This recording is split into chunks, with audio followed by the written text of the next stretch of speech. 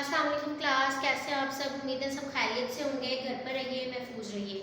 Class हमारा Urdu B का lecture है और आज हम करेंगे सफ़ा नंबर 28 28 पेज नंबर अपनी वर्ड बुक्स का ओपन कीजिए।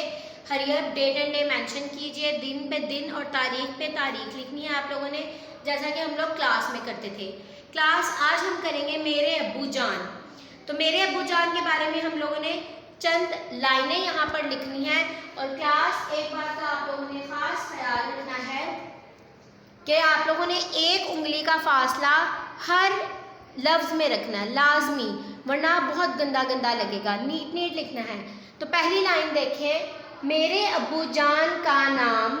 मैंने यहाँ पर कुछ भी नहीं लिखा, आप सब ने अपने अपने पेरेंट्स अपने अपने वालिद का नाम लिखना है। यहाँ पर सब बच्चों ने यहाँ पर अपने अपने वालिद का नाम लिखना है, इसीलिए मैंने यहाँ पर कुछ भी नहीं लिखा। मेरे अब्बू जान का नाम डैश है, वो मेरी हर ख्वाहिश पूरी करते हैं, मुझे सैर करने लेकर जाते हैं। मेरे अब्बू जान मुझे खिलौने लेकर देते हैं, मुझे अपने अब्बू जान से प्यार है।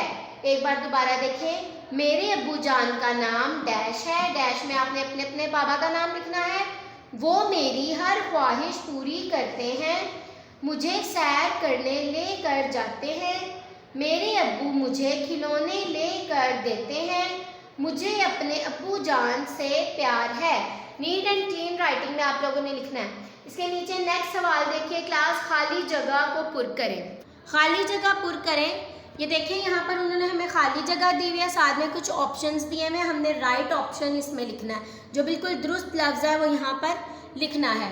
तो पहला लफ्ज़ देखें, अखबार डैश है। यहाँ पर आप लोगों ने टिक भी करना है और ब्लैंक के अंदर भी लिखना है, ठीक है। तो अखबार नया है, नई नहीं हम कहेंगे नया, क्योंकि अखबार मुज़क्कर है। अखबार नया है।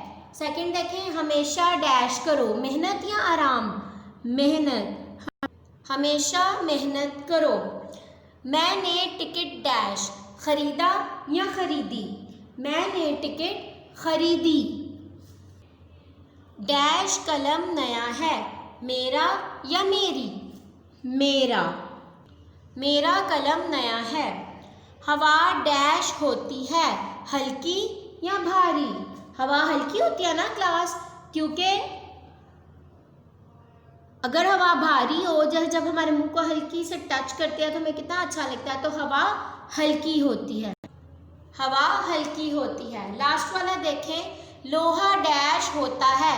अब लोहा हल्का होता है या भारी? लोहा भारी होता है ना, तो भारी पर टिक कर रहा है।